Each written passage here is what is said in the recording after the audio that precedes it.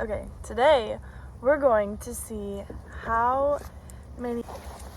We're going to try and pick handcuffs with a bunch of different tools and see which ones work. Let's go! First is a flossing pick. Let's see if it works. I'm not sure. The tip could work on this. I don't know.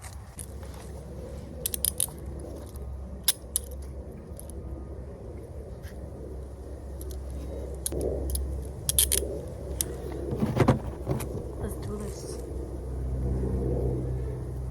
I'm actually hoping this will work because that would be kind of cool. Yeah, I broke out of handcuffs with a flosser. No big deal.